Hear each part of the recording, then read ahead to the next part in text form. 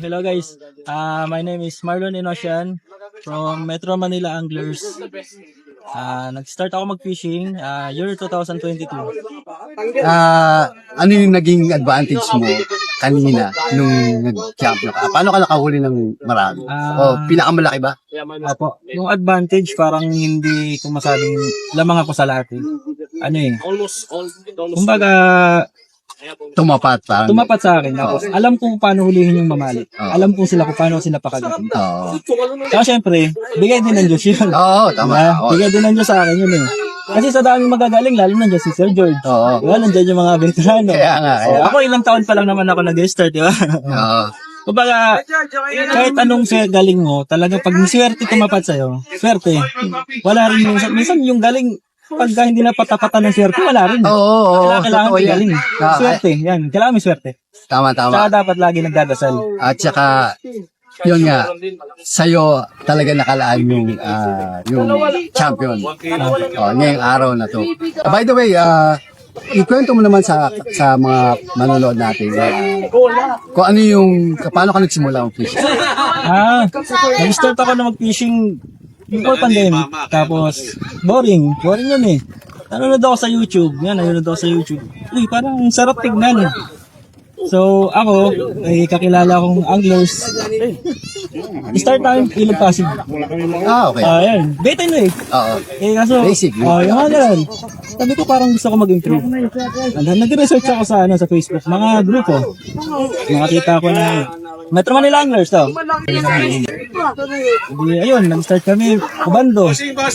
Una namin tina-target, pura na pa yun, mga apahap. Tapos after a year, natuto ako mag-casting, mag-jig. Medyo magastos tong jig na to kasi puro sabit eh. Hanggang sa inaral ko, nanonood ako sa YouTube, tapos mga kasama ko, inaaral ko yung mga paano sila umuhuli, anong style yung mga paano sila mag-retrieve, kung ano yung mga line na mas maganda, jig.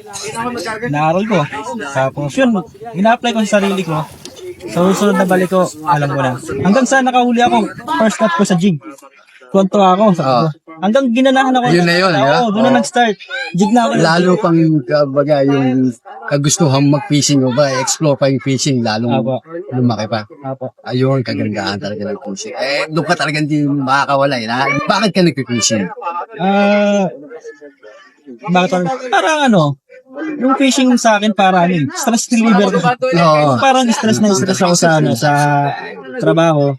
Pag nasa laot ako, nawawala sa akin sa isip yung trabaho. Naisip ko, humuli, enjoy.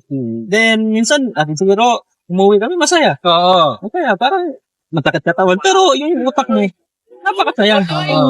Nare-reflect. Tama. Mensahe mo sa mga baguhan na kapasok sa fishing. Para sa mga baguhan, enjoy nyo lang kung ano yung knowledge nyo. Tapos, syempre, sasama kayo sa mga professional, yung mga may alam. Yun, magpapaturo ka sa kanila, magpapaguide kayo kung paano. Tsaka aralin nyo rin bago kayo pumunta sa spot. Kung ano yung magandang, kunyari, nasa spot kayo, ano yung species na uhulihin nyo. Aralin nyo, kunyari, nandyan kayo sa mababaw, ang dala nyo, lalaking minnow. Dililitan nyo kasi maliliit yung nandyan. Kaya, aralin nyo yung spot, kung ano yung species yung nandun. Tsaka, magtatanong din kayo sa mga professionals, mga expert, kung ano yung mas magandang setup sa lugar na to. Ayun, maraming salamat bro. Congratulations ulit. Maraming salamat. Fishing Town. Ayos ba? Ayos.